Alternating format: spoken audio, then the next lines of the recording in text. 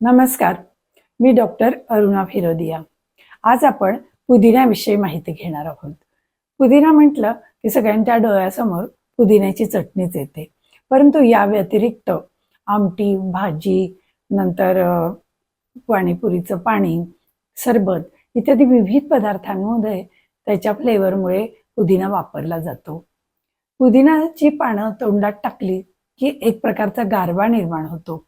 पुदिन्याच्या पानांमध्ये जो सुगंध असतो त्याच्यामुळे मुख दुर्गंधी नाहीशी होते आणि याच गुणामुळे toothpaste, mouth freshener, mouth wash, नंतर च्युइंगम अशा विविध पदार्थांमध्ये पुदिन्याचा वापर केला जातो। पुदिन्यामध्ये भरपूर प्रमाणात अ जीवनसत्व आहे, अँटीऑक्सिडंट, मेंथॉल, फायटोकेमिकल्स अशी विविध पोषक तत्व आहेत। पुदिना हा वात आणि कफनाशक आहे आणि कृमीनाशक आहे, परंतु उष्ण आहे। पुदिन्याच्या पानातील पॉलिफेनॉलमुळे पचनाच्या तक्रारीमध्ये त्याचा उपयोग होतो।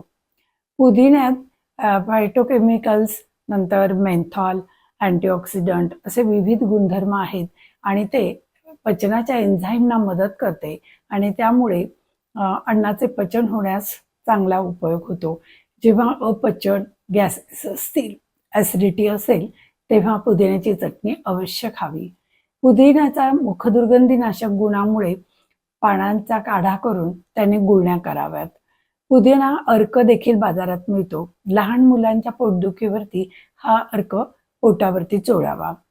पुदिना हरा गोळी देखील उपयुक्त आहे आणि त्याच्यातील इसेन्शियल ऑइलमध्ये अँटीसेप्टिक आणि अँटीबॅक्टेरियल असे गुणधर्म असल्यामुळे अपचन, पोटात मुरडा येणे, गॅसेस होणे, ॲसिडिटी इत्यादी विकारामध्ये त्याचा उपयोग होतो।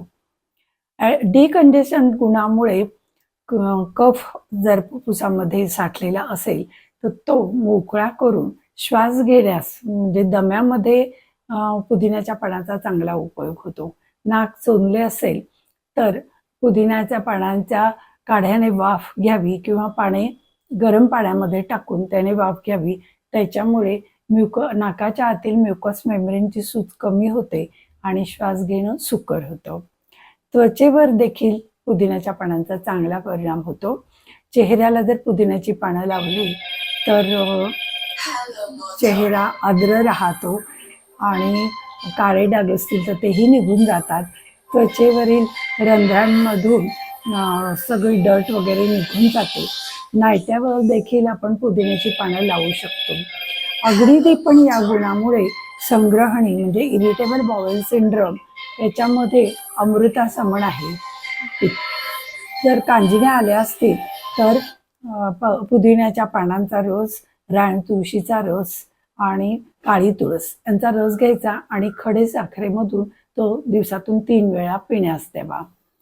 पुदिना केवळ चटणीसाठीच न वापरता तो अनेक गुणांनी उपयुक्त आहे, म्हणून रोजच्या आहारात त्याचा वापर करावा। धन्यवाद।